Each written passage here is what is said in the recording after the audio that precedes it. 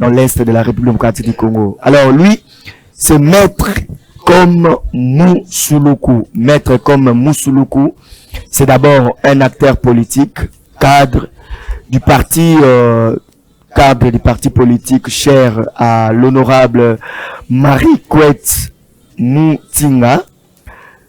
Ce parti, c'est PDG, Parti des démocrates pour une bonne gouvernance. Alors, Maître Comme Musuluku est un avocat, mais un analyste politique et président d'INASBEL, qui se dénomme Club des orateurs majeurs, Club des orateurs majeurs et excellentissime. Voilà, Maître Comme Musuluku, je pense que ces éléments suffisent pour votre présentation. Bonjour et bienvenue. Bonjour, merci monsieur le journaliste Ndongala, Gaspard. Je salue également tous les téléspectateurs et les internautes qui auront l'heure, c'est-à-dire le bonheur et ou l'aubaine de nous suivre. Je salue également tout en compatissant et en encourageant tous mes frères swahiliphones qui sont à l'est de la République démocratique du Congo, victimes expiatoires pour rien au monde de la barbarie outrée du Rwanda et de l'Ouganda. Nous sommes avec eux, on est avec eux et ensemble nous vaincrons. Alors dans la partie, déjà je commence par la partie est de la République démocratique du Congo, il n'y a pas que des swahilophones, il y a des Nekongo qui sont là-bas en mission de service, qui vivent même depuis longtemps, il y a des Luba qui sont là depuis longtemps, il y a nos frères du Grand Équateur qui sont là. Moi je trouve pas bon de situer seulement l'Est de la République démocratique du Congo comme étant habité par les swahilophones seuls. Vous avez raison, monsieur le journaliste, et moi-même, l'orateur qui vous parle, je suis Mbala de Boulungu, dans le Grand Bandundu, mais qui est grandi à Kalemi.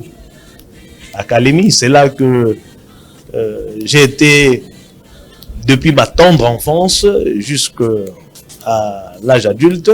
Oui. Donc voilà, au point que je peux même vous récitez la grenouille qui veut se faire aussi grosse que le bœuf. Comme on dit, chura nangombe, chura moja litoka ziwani, akaingia mashambani, akamona ngombe mnene. Voilà. C'est pour dire que c'est pour dire aussi que nous luttons seulement contre des discours qui ont trait à un tribalisme et tout ça. Oui, ce sont des discours confectionnés par les âmes racornies, aigres et viles, qui cherchent à déchirer l'unité chèrement acquise grâce aux efforts de M. Mobutu, l'ancien président de la République. Quand vous entendez des gens qui se disent intellectuels, mais débiter des propos triviaux du genre, on est en train de menacer tous ceux qui parlent swahili, ça n'a aucun sens, ça n'a aucun sens. Est-ce que cette histoire-là était vraie d'abord? Mais ça ne peut pas passer. Vous êtes un avocat, vous sillonnez dans plusieurs cours et tribunaux, vous sillonnez les rues de Kinshasa, mais aussi des différentes provinces de la République démocratique du Congo. Avez-vous déjà, vous, de vos propres yeux, vu quelque part où on malmène un swahiliphone? Ça, c'est peut-être dans le monde kaléidoscopique, hein, mais pas sur la planète Terre. Ça dit qu'il y a des gens qui sont dans le hors-sol. Hein. Ils n'ont pas les deux pieds sur Terre. Des rêveurs qui sont en train de prendre leurs rêves pour des réalités. Donc des gens qui auraient souhaité que les Congolais se disputassent, etc. Mais ça n'arrive pas. Est-ce que vous condamnez ce genre de discours? Mais ce sont des discours irresponsables, hautement irresponsables, dangereux et aux conséquences délétères. Et le pire est que ça sort de la bouche de ceux qui se disent intellectuels. Fort heureusement, être intellectuel ne veut pas dire forcément être intelligent. Fort heureusement, fort heureusement. Donc il n'en est rien. Les swahiliphones. Un swahiliphone veut dire celui qui parle swahili. Moi-même, je suis swahiliphone. Parce que vous en parlez. Parce que je parle swahili. Donc, n'étant pas natif de Grand Kivu. Voilà, ça par exemple. Nous sommes nous les Congolais. Méfiez-vous de ceux qui rapportent des propos irresponsables, non avérés, Méfiez-vous d'eux. Maître comme Moussouloukou, la situation qui prévaut à l'est de la République démocratique du Congo, vous êtes un intellectuel, vous êtes une élite, vous êtes un grand homme, un grand cadre, surtout dans notre société ici. Quelle lecture vous faites déjà de cette situation? Parce qu'il y a des violations des droits humains pendant cette agression. Il y a des enfants qui ne peuvent plus aller à l'école. Il y a ceux qui ne peuvent plus vaguer librement à leurs occupations. Quelle est en fait la lecture que vous faites de cette situation sécuritaire de l'Est de la République démocratique du Congo? Tout ça, vous savez, nous devons fournir l'effort, nous Congolais, de réformer notre système éducatif. Parce qu'actuellement, je vous dis que le système éducatif est devenu calamiteux et je dirais même presque, je ne dirais pas inutile, mais utile, mais à très peu de choses. Il n'est pas bon qu'un Congolais ignore son histoire. Il faut savoir d'où l'on vient pour comprendre où l'on en est. Et comme maintenant nous sommes au bout de deux chemins, le président de la République, son Excellence Félix Antoine Tshilombo Tshisekedi, doit être un aiguilleur. Un aiguilleur, parce que vous savez que quand vous observez la voie ferrée, quand on emprunte le train, vous allez constater que quand il y a une bifurcation, il y a l'aiguillage qu'on essaie de manier pour pouvoir changer de direction. Okay. Donc jusque-là, nous avons vécu pendant des décennies sous la domination. Sous la domination. Sous la domination. La domination de qui? Des Nilotiques, représentés par le Rwanda. Voyez-vous, sans que nous l'eussions su. Il y avait peut-être une poignée d'hommes qui en étaient informés, mais la majorité des jeunes Congolais en étaient ignorants. Aujourd'hui, grâce aux efforts des journalistes, grâce à la résistance opiniâtre du président Félix Antoine Tshilombo Tshisekedi, et c'est ça, monsieur le journaliste, le bonheur pour les Congolais d'avoir à la tête du pays un Congolais de souche. Okay. Méfiez-vous des Congolais par naturalisation. Parce que vous êtes un avocat quand vous dites des choses. Oui. Cela veut dire que vous avez la maîtrise des mots que vous prononcez. J'assume. Félix Antoine Tshilombo Tshisekedi est un Congolais de souche. Et c'est pourquoi, vous savez que quand il se tient debout, il forme un angle droit par rapport à l'horizontalité du sol et à la verticalité de sa posture. Alors là, le chef de l'État est reconnu par le fundus, c'est-à-dire par le sol congolais. Là où, comme nous avons coutume de parler en lingala, Bakunda Mutulu Nangaï na Congo. Voilà, donc c'est quelqu'un dont le cordon ombilical a été enterré au Congo lors de son expulsion de la cavité utérine de sa mère, c'est-à-dire lors de la délivrance, que dis-je, de l'accouchement à la maternité. Alors lorsque un Congolais comme le président Félix Antoine Tshilombo Tshisekedi se rend compte que son pays, qu'il croyait être à la disposition des Congolais, était plutôt sous la domination, dans l'esclavage, qui ne disait pas son nom, d'un peuple étranger, et il en veut pour preuve, quand je dis il, c'est-à-dire le président de la République, mais avec moi, Maître Moussouloukou, parce qu'ensemble, nous avons en commun de reconnaître que cette constitution est vraiment aliénée et aliénante. Pourquoi? Parce que nous avons les articles 9 et 217 qui sont antipodiques. Nous aurons le temps d'aborder cet aspect des choses parce que déjà, à l'article 217, on vous dit que la République démocratique du Congo peut conclure des traités ou des accords de communauté ou d'association comportant un abandon partiel de souveraineté. Sottise, bouillabaisse, foutaise. Est-ce que c'est là le nœud ou encore la source de tous les problèmes que nous vivons à l'est de la République? Non, c'est la partie visible de l'iceberg. La partie visible de l'iceberg. Parce que et la partie cachée. Oui, la partie cachée, il faut remonter au fond des âges. Dans la nuit des temps, c'est-à-dire là, c'est une approche historique. C'est pourquoi j'ai dit d'entrée de jeu, d'où venons-nous? Il faut une vision, sinon un regard rétrospectif pour recourir à l'histoire. Depuis la nuit des temps, il y a les archives de l'Union européenne, de CIA, de l'Élysée, qui ont révélé à un vaillant chercheur que j'aimerais bien pouvoir adopter, Charles Onana, avec son emblématique ouvrage Holocauste au Congo, l'omerta de la communauté internationale. L'omerta, c'est le mutisme, c'est-à-dire le silence coupable exprès. Maître Komosuluku, est-ce que les Congolais eux-mêmes ont compris la quintessence de ces livres, de cet ouvrage-là? Non.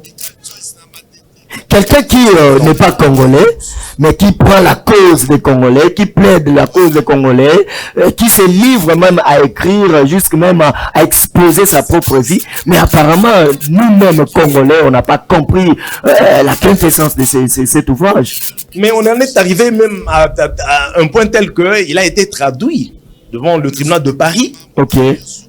Non pas par rapport à l'Holocauste au Congo, mais par rapport à la considération ou à la taxation dont il est objet de manière injuste et injustifiée, d'être négationniste, quelqu'un qui ne veut pas reconnaître qu'il y a eu génocide au Rwanda, des propos qu'il ne reconnaît pas. Voilà, s'il pouvait être jugé au Congo démocratique, il allait être acquitté. Mais tel n'est pas le cas avec le tribunal français. Bon, je ne sais pas si le tribunal a été indépendant, ça je ne sais pas, je l'espère, mais au moins la suite n'a pas été favorable. Alors retournons un peu dans ce que nous disions, Maître Komosuluku. Selon vous, c'est quoi le nœud du problème? Oui, le nœud du problème, ce journée, c'est la convoitise de nos minerais, de nos richesses ici à Kinshasa, en République démocratique du Congo et surtout dans la partie Est. Voyez-vous, donc il y a des gens qui se disent, quand il y a des gens, vous comprenez, c'est le Rwanda et l'Ouganda, qui se disent, mais oh là là. Mais pourquoi vous parlez trop de l'Ouganda, alors que dans la plupart des cas, on met toujours en avant-plan le Rwanda? Oui, mais pas, ce sont des gens qui se retrouvent sur le terrain, hein, sur le champ de bataille. On trouve tous ces militaires dans toutes ces nations dont nous retrouvons les combattants sur le champ de bataille contre la République démocratique du Congo sont nos ennemis, voyez-vous. Et parce qu'ils sont, eux-mêmes n'ont pas honte de venir au Congo pour pouvoir nous combattre. Alors, mais pourquoi aurons-nous des réserves pour pouvoir les citer? La première des choses à faire, c'est de désigner l'ennemi. Je dis bien désigner l'ennemi. Est-ce que ça s'est fait actuellement? La désignation de cet ennemi-là. D'abord, il y a plus de 60 ans que nous avions accédé à la souveraineté tant nationale qu'internationale. Mais comment une seule situation a pris beaucoup de temps comme ça et la même situation change parfois de forme? Est-ce qu'au Congo, il n'y a pas eu de personnes ou de personnalités capables en tout cas de comprendre ces problèmes et puis d'en trouver les solutions? Oui, on peut comprendre, intelligere. On peut comprendre, mais autre chose est d'avoir la volonté ainsi que la détermination de combattre. Comprendre est une chose, combattre en est aussi une autre. Et les régimes passés ont compris ces problèmes. Les régimes passés, parce que nous avons des services d'intelligence. Oui. Nous avions l'AND, l'Agence nationale de documentation. Nous avions la CNRI, le SNIP, et puis l'ANR. Ce sont des services d'intelligence, pas des services d'inintelligence. Donc, parce qu'ils sont intelligents, parce que nous avons aussi des services d'espionnage et de contre-espionnage, si M. Charles Onana, qui n'est que journaliste et politologue, a eu à accéder à des documents, à des archives, à des rapports confidentiels, bien sûr, de CIA, de l'Élysée, de l'Union européenne, a fortiori, ceux qui travaillent dans des services d'intelligence, des gens qui sont professionnels en matière de collecte des informations ou des renseignements. Voyez-vous? Donc, ils le savent. C'est pourquoi je dis que savoir n'est rien. Mais l'État, parce qu'il ne vit pas seul dans l'échiquier international, l'État subit également des pressions externes, des pressions étrangères, qui se traduisent en termes de quête de zones d'influence. Parce que, monsieur le journaliste, rappelez-vous, à l'époque où nous avions les deux grands blocs, les deux grandes puissances, les communistes, les communistes ainsi que les capitalistes, nous avions les États-Unis d'une part, pour ne pas parler d'Occident, et de l'autre, nous avions l'URSS. L'URSS, oui. voyez-vous, à l'époque je crois, Gorbatchev, Mikhail Gorbatchev, qui avait trahi bien sûr l'URSS. Voilà, pendant que les autres États faisaient tout pour accroître leur et renforcer leur unité, États-Unis, Union européenne, mais Gorbatchev, lui, a préféré un État désunis. Voilà, il a provoqué l'éclatement de l'URSS, d'où les naissances des micro-États, tels que la Lituanie, la Serbie, le Kosovo, l'écroulement du mur de Berlin, mais aussi l'Ukraine. L'Ukraine qui est l'auteur de la guerre qu'on est en train de déplorer. Et vous voyez, on est en train de manipuler les vocables. Et on utilise le mot agression et agresseur, mais en l'imputant à la Russie, alors que c'est un mot que devrait mériter l'Ukraine. Voyez-vous, voyez-vous. Et là, c'est un autre dossier. Mais au moins ici, nous voulons dire ceci, que notre pays est convoité depuis la nuit des temps parce qu'il a des minerais. Et cette convoitise n'a fait que durer, trop durer d'ailleurs. Est-ce qu'au Congo, il y avait un problème d'intelligence, maître comme Moussoulou?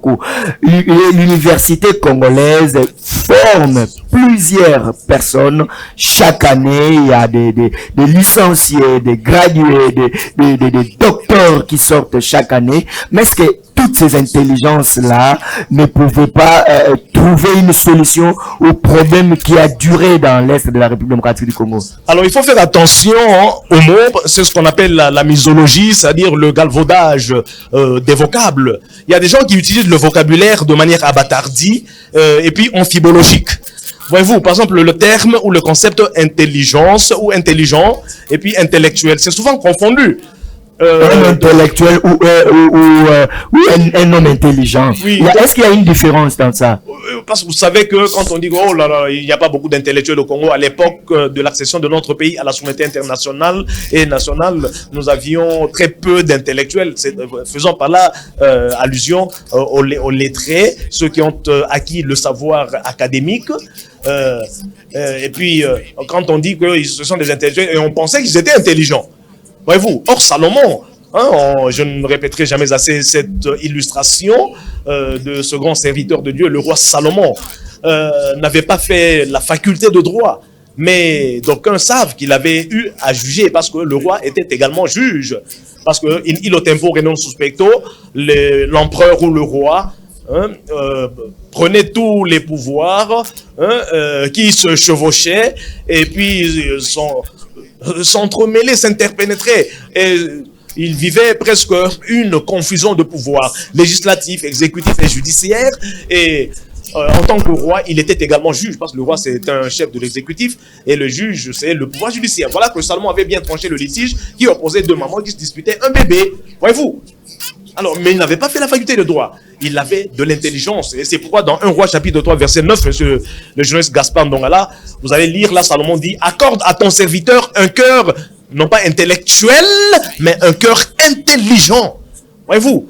Parce que l'intelligence, comme le dit Madeleine Gravitz, c'est une aptitude qui permet à l'homme de pouvoir cerner le problème et y apporter la solution appropriée, adéquate, convenable. Et là, vous êtes convaincu que dans la plupart des cas, au Congo, il y a plus il y a plus d'intellectuels. Oui, des lettrés. Intellectuels dans le sens de ceux qui ont fréquenté l'école, que des gens intelligents. Les gens intelligents. Voilà, parce que la vocation de l'école devrait être de faire en sorte que les intellectuels soient intelligents. Mais l'école... C'est quoi la nuance? Oui, mais moi je dis que je suis intellectuel par exemple. Et on me nomme ministre de tel... de droits humains par exemple. Tel ou tel secteur de la vie publique nationale. Et... les deniers publics arrivent quelque part, j'appose ma signature et puis je détourne les deniers publics. Voyez-vous, est-ce que je suis intelligent? Non. Je suis détourneur, pour ne pas dire voleur.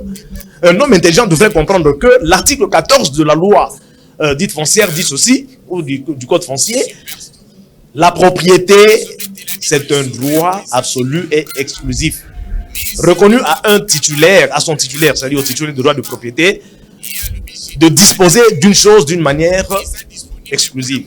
Voyez-vous, donc il n'y a que le propriétaire qui peut disposer d'une chose. Or, l'argent destiné à l'État, que nous appelons deniers publics, ne peut être utilisé que selon les formes et la procédure requise, recommandée par la loi. Voyez-vous, or, un individu, parce qu'investi du pouvoir régalien, d'une partie du pouvoir régalien quelque part, il va se permettre de prendre l'argent destiné à l'État et de lui donner une affectation autre. Voyez-vous, comme étant ce que nous appellerions abus de confiance si c'est d'un particulier, mais que nous appelons détournement parce qu'il s'agit d'un fonctionnaire de l'État. Là, ça veut dire... Là, on n'est pas intelligent, bien qu'intellectuel. Donc, il y a des gens qui sont intellectuels, mais qui ne sont pas intelligents. Et c'est pour cette raison-là que la situation qui prévaut dans notre société perdure jusqu'au jour. Perdure. Pourquoi? Voici, par exemple, nous savons tous, parce qu'aujourd'hui, vous savez que nous sommes en plein air numérique, où les gens sont informés, rebus sixtantibus, c'est-à-dire sous réserve des fake news, mais néanmoins, les gens ont une large marge de manœuvre pour pouvoir glaner les informations, les sasser et les ressasser.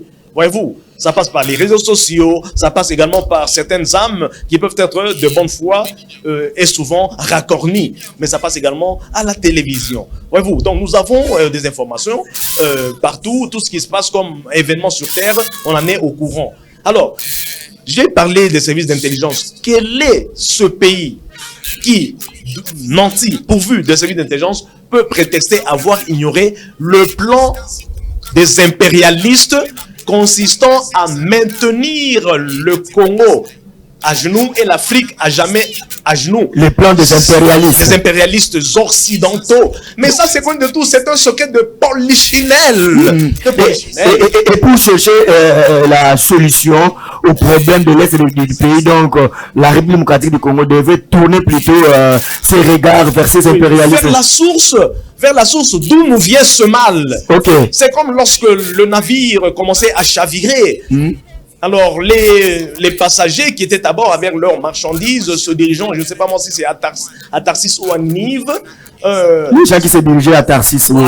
Parce qu'il y avait quelqu'un qui devait se rendre à Nive, qui s'est retrouvé dans ces barques. Voilà, un réfractaire, un rebelle. Voyez-vous, il avait fui la mission que l'Éternel lui avait confiée. Donc, ça avait entraîné comme conséquence le risque de naufrage.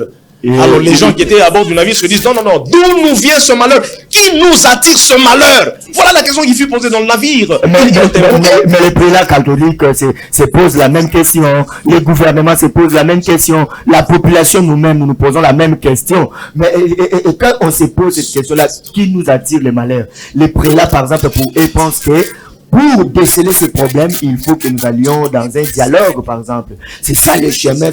Pour eux, dans le dialogue, on va découvrir la source et puis en finir une fois pour toutes. Et de l'autre côté, le gouvernement mène sa diplomatie. Alors, il y a deux démarches différentes.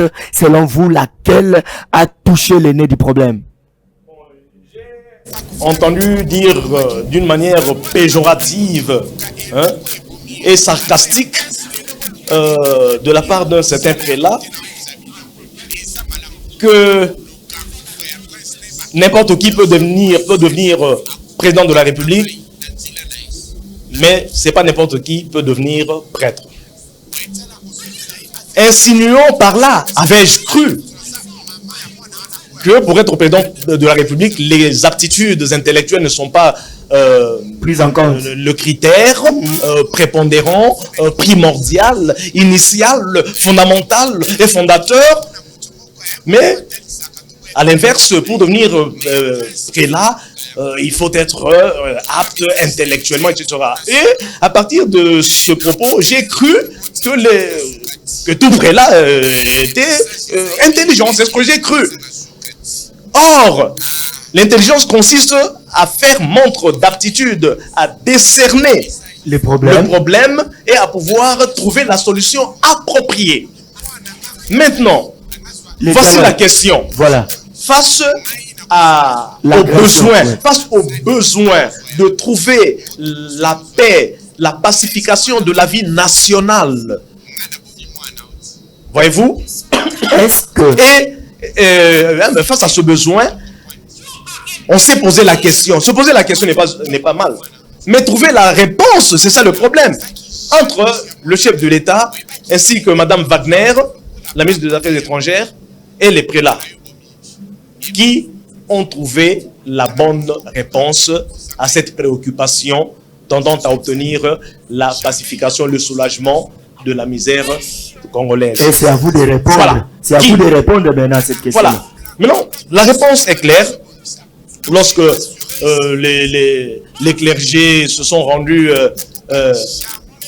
au Rwanda et puis à Goma, en quête de la pacification, et avec comme guide le dialogue, comme vision, le dialogue entre Congolais.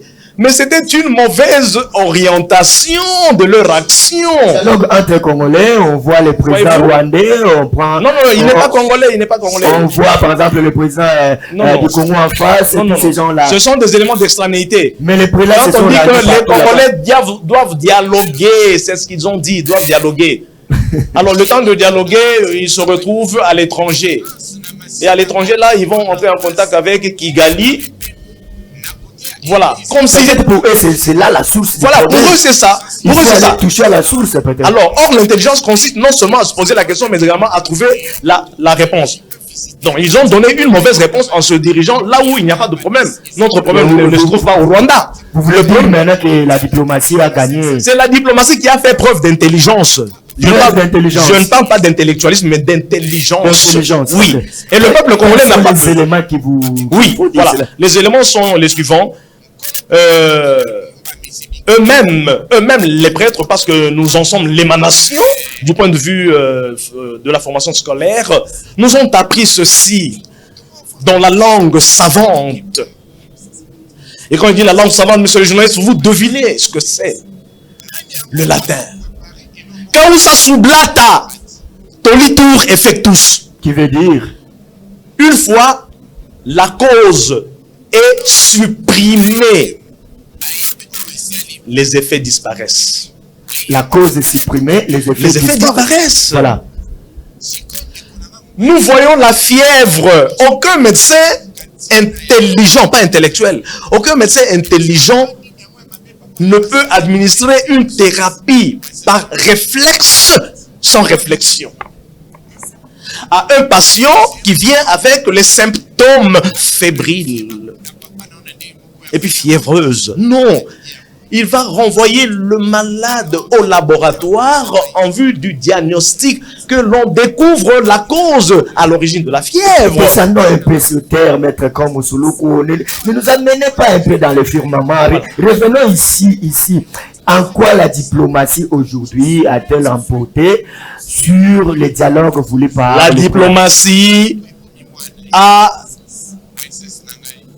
je l'espère bien, lu mot à mot, phrase par phrase, le livre de l'excellent écrivain Charles Onana, Holocauste au Congo, parce que là, il y a des rapports, il y a des affirmations qui sont documentées, qui viennent de Pentagone. Il a eu accès aux éléments confidentiels. Et parce que notre gouvernement est composé de gens qui savent lire et qui savent réfléchir, voilà, ils ont découvert ça au travers notamment de l'ouvrage de Charles Onana. Et ils ont compris que non, alors il faut remonter à la source ab origine, là où se trouve la cause. La cause se trouve en Occident. C'est voilà. Ainsi que le gouvernement est allé en Occident. Et il a obtenu l'extinction de l'incendie. Parce que le foyer de l'incendie se trouve en Occident. Parce que le Rwanda tel que vous le voyez, d'abord si vous présentez à un enfant le globe terrestre et la carte de l'Afrique, il aura de la peine, hein, même s'il n'est pas aveugle, à découvrir là où se situe le Rwanda. Voyez-vous, un pays à la dimension microscopique est pauvre naturellement, voyez-vous. Alors, qui ne peut pas faire face au Congo, même par un combat à main nue. Plus de 30 ans qu'on parle. Voilà, la question maintenant, qui est derrière le Rwanda, comme se posait la question dans l'album de Chair de Ferré, Chair de Poule. Il y a un album qu'il a intitulé Qui est derrière toi? C'est sûr, la RDC posait la question, mais tiens, comment moi je suis robuste? Parce que vous verrez même du point de vue de la santé de notre chef de l'État, Fachi, c'est une belle soirée. Non, mais le rôle de l'orateur, c'est d'opérer comme Mouere également et d'électare. Voyez-vous? Donc on ne peut pas tenir un discours monotone. Non. C'est pourquoi je vous dis que le chef d'État est d'une santé enviable. Et si vous pouvez, placer je ne vais pas citer, mais au moins face à face les deux chefs d'État, vous ne comprendrez pas comment ceux-ci puissent mettre mal à l'aise. C'est ainsi que Facebook, pas de Facebook. Il suffit même d'aller rencontrer physiquement les deux personnalités. Vous allez vous rendre compte qu'il y a le poids lourd et le poids mouche. Alors, comment est-ce que le poids mouche peut-il résister? Alors, on a découvert des gens derrière. C'est ainsi que le chef de l'État ainsi que notre diplomatie ont pris la bonne direction. Et aujourd'hui, nous avons obtenu des sanctions. Les sanctions qui tombent à flot sur le Rwanda ne sont pas le fruit ou la résultante du travail des prélats. Non. Non, ils sont allés voir ici quand même. Ils n'ont pas été à l'Union européenne, ils n'ont pas été à Washington, ils n'ont pas été avec les décideurs ou avec ceux qui fournissent les moyens de financement ainsi que les armes et avec ceux qui concluent des contrats des minerais que le Rwanda n'a pas. Vous voulez dire que quelques sanctions qui sont tombées à l'encontre ou encore à l'endroit de certains dignitaires des rébellions, les sanctions qui sont tombées contre les Rwandais, la résolution 2773 du Conseil de sécurité nationale. Tout ça, ce sont des fruits de la diplomatie. C'est le fruit seulement de la diplomatie mise en place par le chef de l'État ainsi que son gouvernement. Donc, le déplacement des prélats n'avait rien à voir avec l'apaisement de la situation. Ça n'a d'abord aucun sens. C'est inintelligent. Comment ça? C'est inintelligent. On va dialoguer avec qui en face? Pendant qu'il y a quand même des leaders de l'opposition. Le vrai dialogue, c'est la diplomatie qui a été menée. Il y a des leaders de l'opposition qui veulent qu'il y ait ces dialogues-là. Mais à quel moment? Ce n'est pas ça le moment. Maintenant, battons d'abord l'ennemi, boutons-le dehors, réduisons l'ennemi en lambeaux et marchons sur son cadavre. Donc on ne peut pas laisser le Congo être humilié par un État à une dimension microscopique. Et j'entends certaines langues pernicieuses dire non, cette race-là, c'est une race de gens intelligents. Ah oui! Des gens intelligents. Donc l'intelligence, de manière descriptive et inductive, consiste à violer les femmes du Congo. L'intelligence consiste à tuer les bébés, à bombarder les hôpitaux. L'intelligence consiste à aller voler les minerais. Alors que la propriété, le droit de propriété veut que si vous n'êtes pas propriétaire, c'est-à-dire vous êtes non dominus, vous devez vous rendre vers le verus dominus pour chercher à acquérir, à chipiérer, à acquérir le bien que l'autre qui est propriétaire possède. Même comme Moussouloukou, vous avez parlé tout de suite là, vous venez de parler des violences ou des violations faites à la femme. Est-ce que pendant les moments d'agression, pendant les moments de guerre à l'est de la République démocratique du Congo, est-ce qu'il y a des violations faites à la femme congolaise? Voilà. Un militaire et tout militaire, renseignez-vous, vous allez voir un militaire dans un camp, posez-lui la question, quel est l'ADN d'un militaire? C'est la brutalité. La brutalité. On ne peut pas associer le métier de militaire avec la tendresse. Non, ça n'a pas de sens. Et d'où l'expression manu militari. Ok, manu militari. Voyez-vous? Alors, pouvez-vous imaginer des militaires qui relèvent du commandement et qui sont d'abord, qui sont de l'État, d'un État non seulement voyous, mais également irrespectueux des conventions internationales, du traité de Westphalie de 1648, qui consacre l'intangibilité des frontières. Un État qui ne respecte pas le droit international, lorsqu'il délègue ses hommes de la même nature que lui, mais qu'est-ce qu'ils vont faire? Nemodat code non abet, nemodat code non abet. L'on donne que ce que l'on a. Mais un État qui ne respecte pas le droit international, va-t-il employer les militaires qui vont respecter le droit de la guerre? Non. Les femmes violent les enfants par connaissance. Ils violent les femmes. ne savent plus aller. Les images que YouTube ne permet pas d'être diffusées, mais on en est en possession. Par d'autres moyens, on voit combien nos frères qui sont là à l'Est sont tués vivants, d'autres enterrés aussi vivants. Vous êtes vivants, on commence à vous taper de roquettes sur la tête jusqu'à ce que vous rendiez l'âme. Vous voyez ces atrocités et on appelle ça libération. Non, c'est pourquoi nous disons ceci. Il serait mieux que l'État congolais puisse contraindre, sinon inviter. Bon, en tout cas, l'État n'invite pas, il contraint. Okay. Comme l'a dit Max Weber. Pourquoi? Parce que l'État détient monopolistiquement la contrainte, la coercition. Contraindre chaque citoyen à pouvoir s'acheter l'ouvrage Holocauste au Congo et que l'on puisse réformer l'enseignement, le système éducatif, que l'on puisse intégrer la formation civique et patriotique. Et puis l'ouvrage de Charles Onana que puisse servir de référence. Maître, comme Moussoulou, nous sommes dans une lecture approfondie avec vous en ce qui concerne la situation de l'Est de la République démocratique du Congo. Vous avez parlé des démarches, des différentes démarches entreprises. Et puis vous avez loué la diplomatie qui donne ses résultats. Vous avez parlé des violations de la femme et ainsi que des droits humains pendant ces agressions-là. Alors, petit à petit, en tout cas, on nous fait signe que nous arrivons déjà à la fin de cet entretien. Dans tout ce que vous venez de dire ici, l'État congolais, les Congolais nous-mêmes, qu'est-ce que nous devons faire pour qu'un jour, on ne parle plus de cette agression barbare? Il est temps dès maintenant, et ça je m'adresse à mon président de la République, précieux, aimable et admirable, Félix Antoine Tshilombo Tshisekedi, que maintenant qu'il est en train de vouloir, non c'est pas le Djalelo, je suis congolais, vous voyez l'affection. Et on appelle affection societatis. Aux allures d'une louange que vous faites. Mais il mérite parce qu'il vient d'obtenir les sanctions qu'aucun chef de l'État n'a obtenu. Mais la population souffre. Durant 30 ans, on n'a jamais. Les autorités, la population souffre. Oui, la population souffre parce que la maladie vient en voiture et rentre à pied. Mais il y a déjà un début de solution, c'est déjà thérapeutique, la procédure qu'a emprunté le chef de l'État ainsi que son gouvernement. Maintenant qu'il est en train de vouloir mettre en place un gouvernement de l'Union nationale, non. Moi, je voudrais que ce soit dénommé un gouvernement des patriotes loyaux, souverainistes. C'est quoi la différence? C'est-à-dire, il faut la loyauté, c'est-à-dire les gens qui ne trahissent pas. On ne peut pas servir deux maîtres. Est-ce que ce gouvernement-là vaut sa peine actuellement? Est-ce qu'on a besoin d'un autre gouvernement? Parce que l'actuel gouvernement, c'est aussi un gouvernement d'union nationale. On a parlé de l'union sacrée et tout ça. Donc, c'est toutes les parties prenantes qui ont envoyé les leurs dans ce gouvernement. Alors, c'est quoi l'importance de ce nouveau gouvernement? Je pense que vous avez suivi des ministres en train de condamner l'agression rwandaise. Vous pouvez me citer le nom des ministres qui sont en train de condamner publiquement l'agression rwandaise. Combien? Voilà. Si vous en savez, vous êtes heureux. Moi, il faudra me montrer les images.